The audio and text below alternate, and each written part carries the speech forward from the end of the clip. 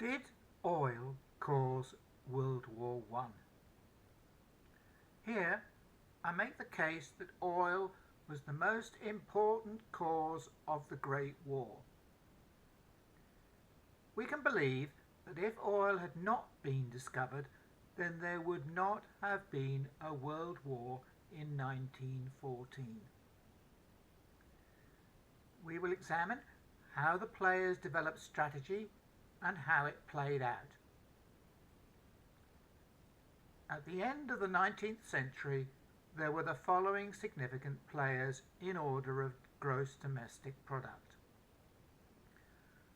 the United States, China, the United Kingdom, Germany, Russia, France, Italy, the Austro-Hungarian Empire, and Japan. The only players who were fully democratic were the USA, the UK, and France. In every other country, the military called the shots. The era of colonisation was coming to an end. In 1867, the Canadian Dominion was established. In 1899, Spain lost its last colony in the Philippines. In 1899, the Boer War started. In 1900, Australian independence occurred. And in 1914, the Curragh Incident opened up the situation in Ireland. Germany had colonies, but the establishment didn't really want them. All the low-hanging fruit had been picked. In 1884, Chancellor Bismarck remained as contemptuous of all colonial dreams as ever. He consented to the acquisition of colonies by the German Empire in order to protect trade, safeguard raw materials and export markets, and to take advantage of opportunities for capital investment, among other reasons. In the very next year, Bismarck shed personal involvement when he abandoned his colonial drive as suddenly and casually as he had started it, as if he had committed an error in judgment that would confuse the substance of his more significant policies.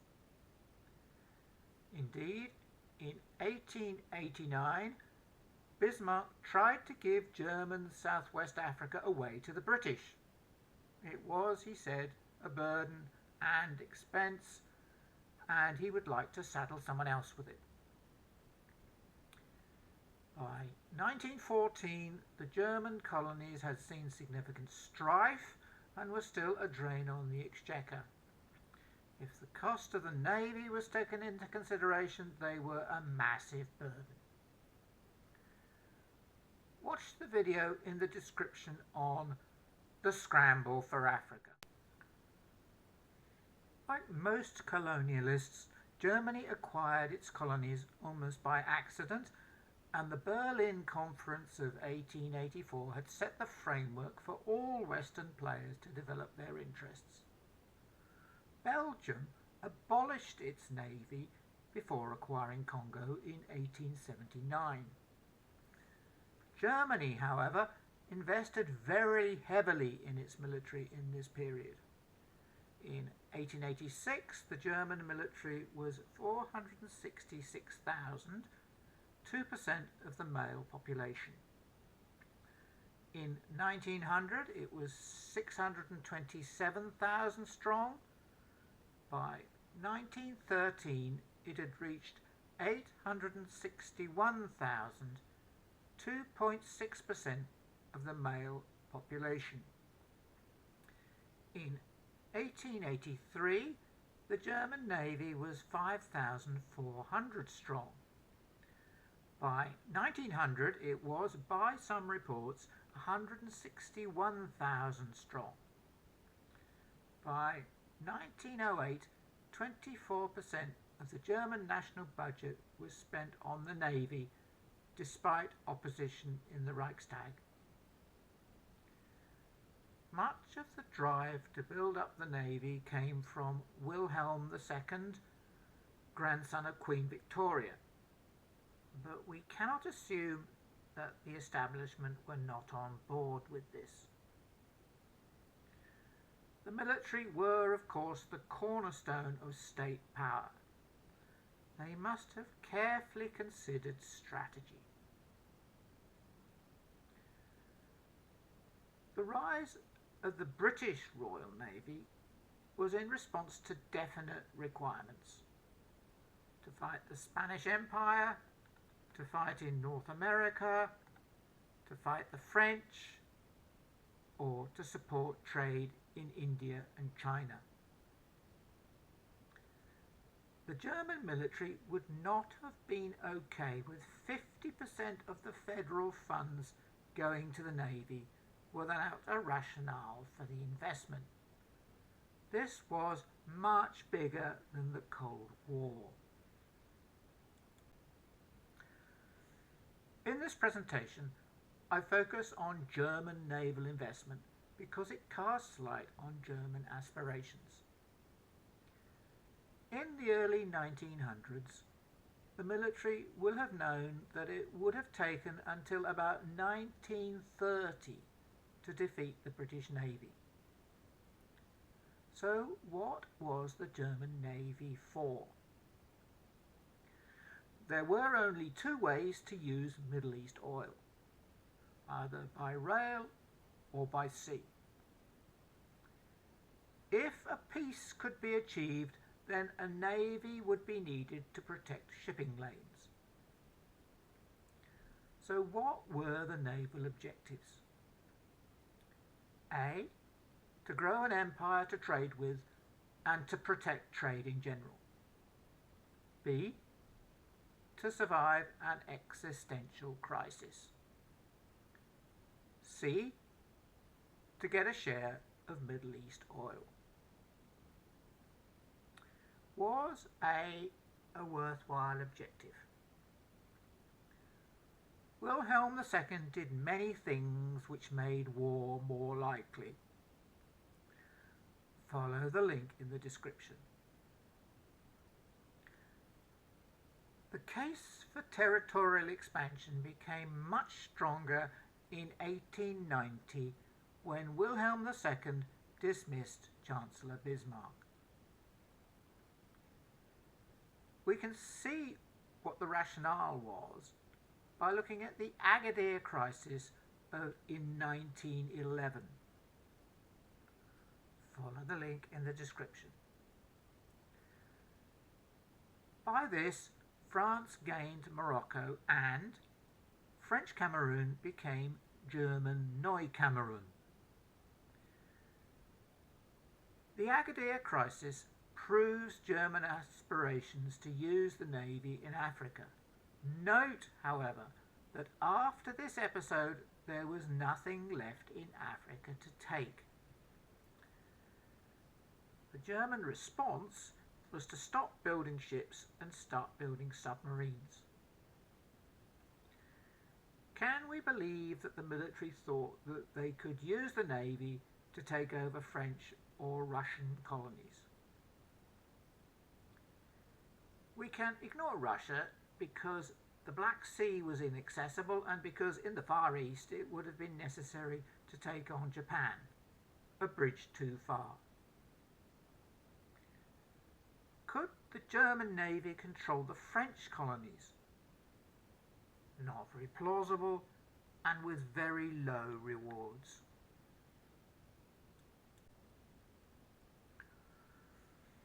What were the possible European spoils? Well, the Netherlands, Belgium, France, European Russia, and Romania. We can ignore Romania because it had significant oil reserves. Did the military think that they could colonize European countries? The Netherlands was not invaded in World War I because of the potential for blockade running, royal family links, and lack of strategic advantage. Much earlier, in 1871, Bismarck rejected occupying France, partly because of potential internal resistance. In World War II, Germany did not occupy Vichy France, which included Algeria.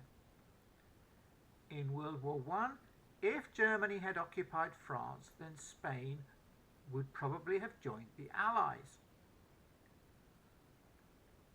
Occupying Russia might well have caused the Ottoman Empire to switch sides, since it had fought Russia for nearly 3 centuries. I think we all know that Germany did not have the resources to control a border from Vladivostok to Tunis. The issue is, can we believe that the military thought that they could sustain occupation of European territories and derive profit from that?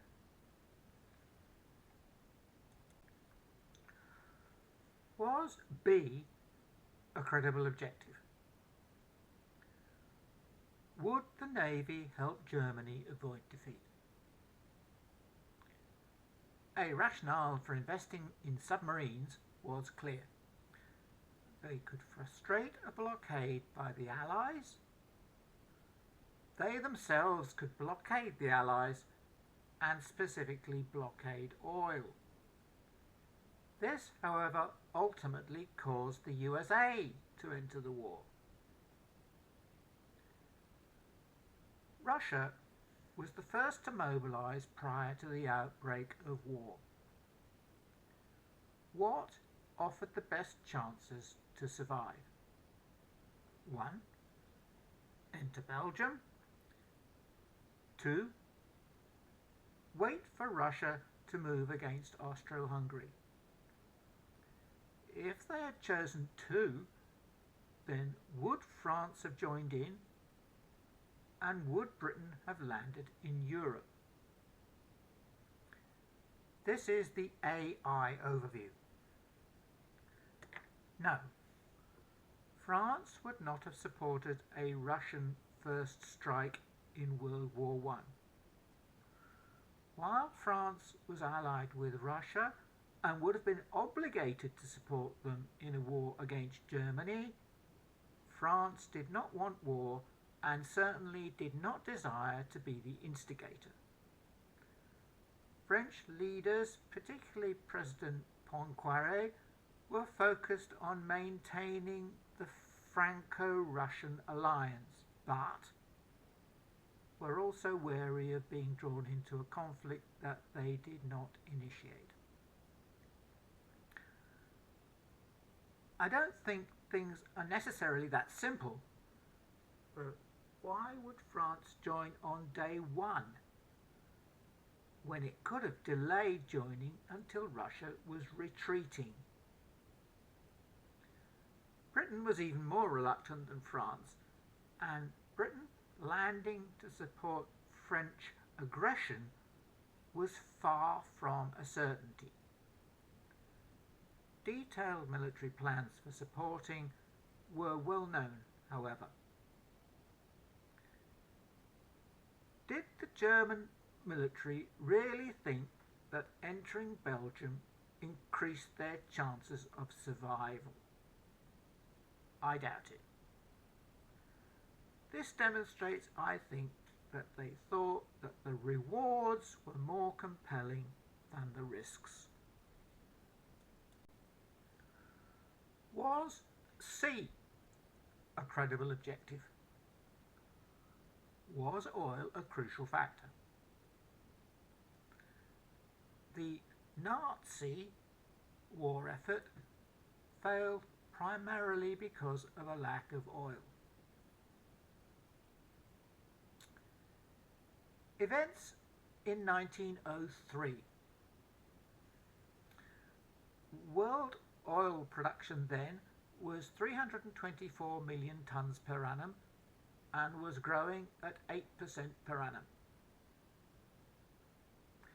In 1903, German banks set up the agreement for the Baghdad Railway.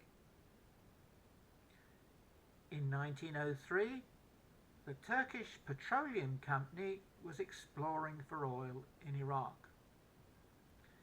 And the Kuwait Desert had long stood witness to several strange black patches of a rough bituminous substance.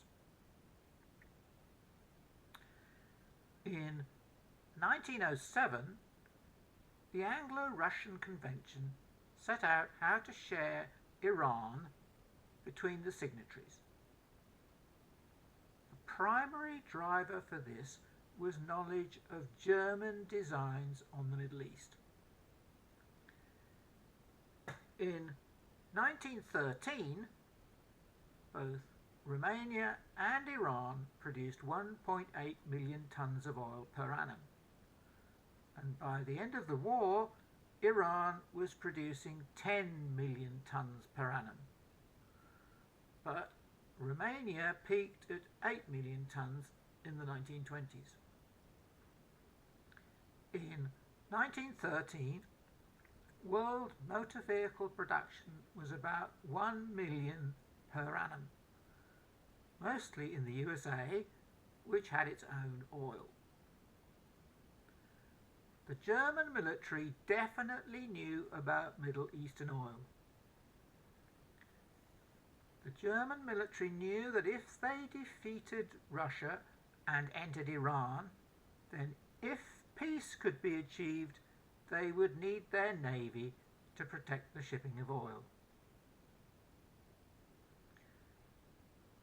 How were the British viewing the Middle East oil situation? They knew that the Ottoman Empire were in the game. They knew that the Germans could support the Ottomans. They wanted to boost production from Iran without annoying the USA, who would not have wanted that. They were itching to have a military presence in the area. From that perspective, a short war with Germany was a small price to pay for a colony worth much more than the ones they already had. So, to summarise, it is easy to infer that for Britain, oil was a major incentive for declaring war. For Germany, oil was at least a significant fraction of the rewards which justified the costs and risks.